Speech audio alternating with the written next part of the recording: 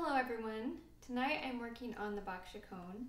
I'm making a little video journal of my practice sessions in relearning this piece. I performed it in 2004 as part of the entire D minor partita by Bach in a recital. But I haven't really performed it since then. So I'm going through the process of just kind of bringing it back and seeing how I would do it differently. Obviously I've listened to it many times over the years and I know the score, so I'm going back and playing out of the autograph facsimile that's on the back of the Galamine edition. That's just what I've had, and I still have some old fingerings and bowings, so I might be revising those, but I'm just looking at what's the original bowings. So, but today I'm going to practice the first four measures, because that's what I practice the most in this piece. It's really important setting the tone and just getting those chords really perfect. So the first thing I'm going to do is I'm going to play and really try to articulate the bottom of the chord really well when I'm playing. So looking at the first four measures in this chord progression, for me, it's really important seeing how each voice leads through. So the bottom voice here, D minor chord. So here's the first chord.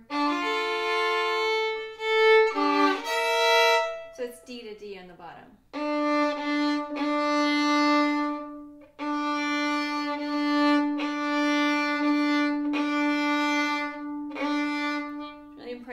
That bass line sounds, but then you roll the chord as organically as possible.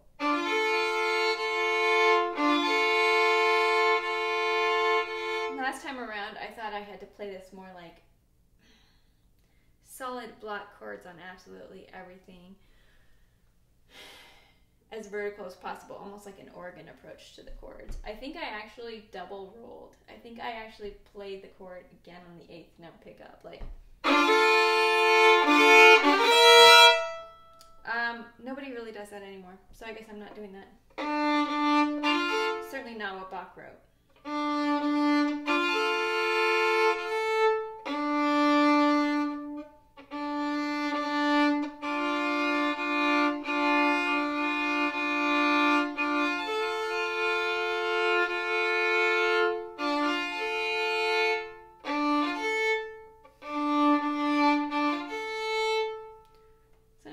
Roll them separately just to feel where the strings are, so you're not forcing them in any particular direction, but you're just following the curve of the bridge.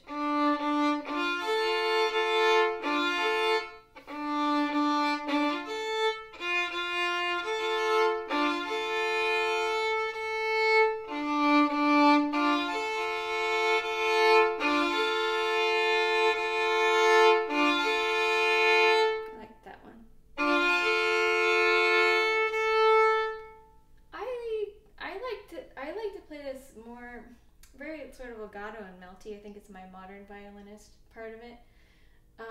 But I've definitely seen on Baroque violin where they'll actually kind of circle back for the up bow, which makes a lot more sense phrasing the top anyway. So that's something I'm going to have to kind of try both ways.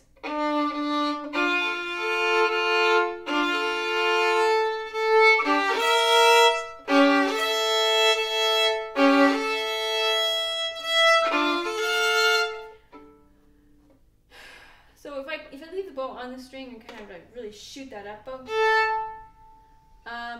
if I circle off, then the up bow is more connected to the next down bow. The other thing I practice this a lot is actually just practicing open strings to get the tone of the chords.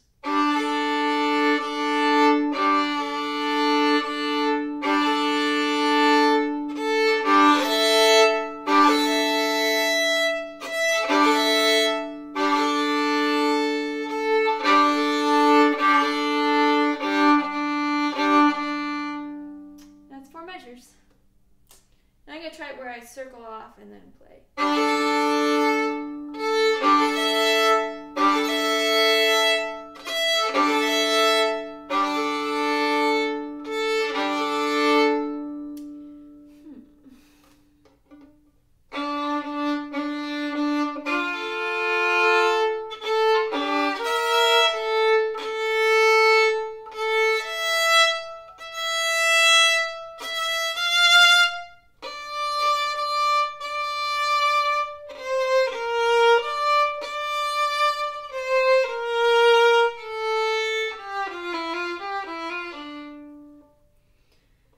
I think it's really important to play the voices separately to get the phrasing right so that you're not bound by the technique or your lack of technique.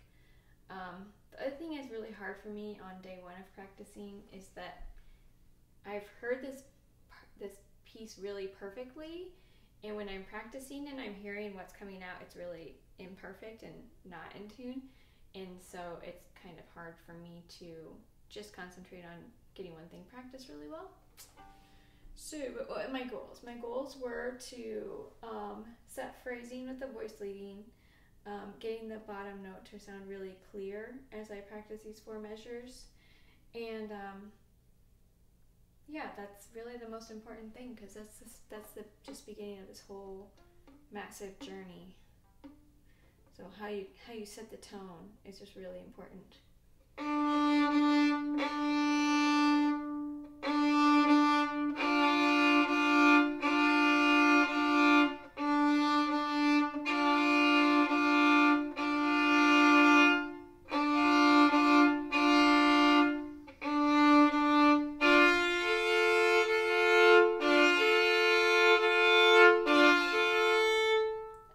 About practicing this bass line is that you always want the bass note, the bottom note of the chord, to be on the beat.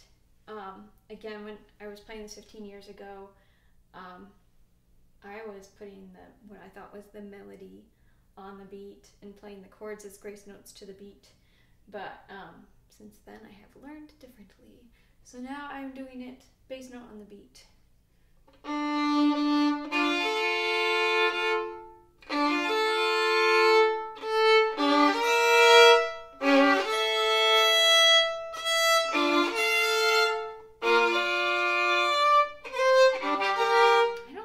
For that one, for some reason, I'm just kind of going down in dynamics by then, so that bigger gesture doesn't feel as good.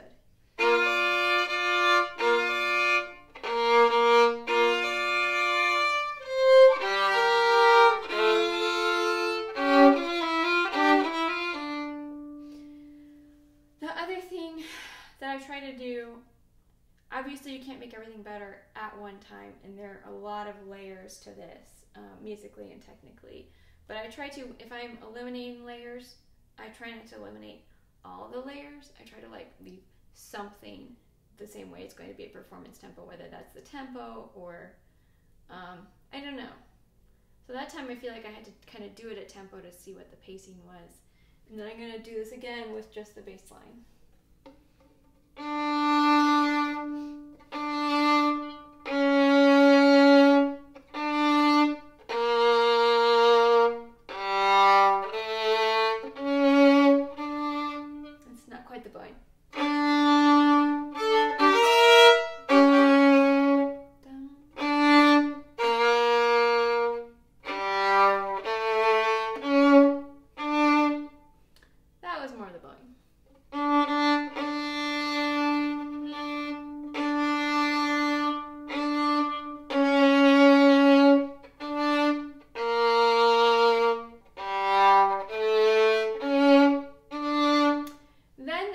Becomes in breaking it down measure by measure, so smaller gestures. What's stronger?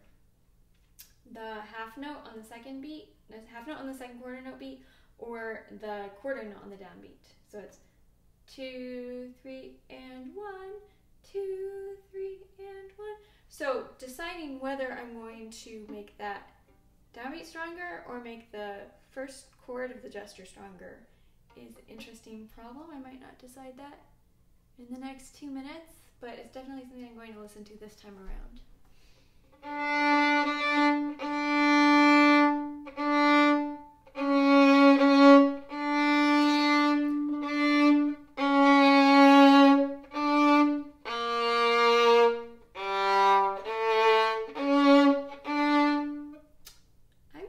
heading towards making the quarter note, the half note chord stronger, and then resolving to the quarter note on the downbeat.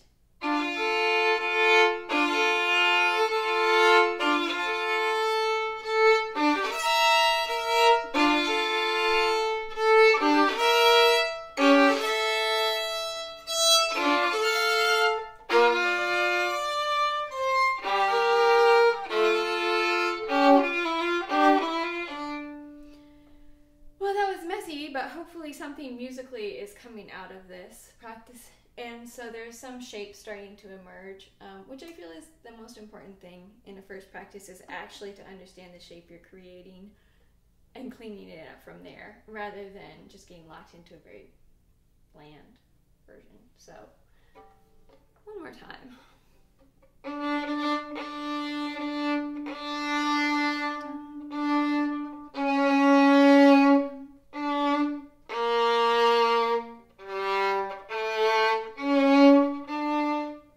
And that's a nice end to the phrase.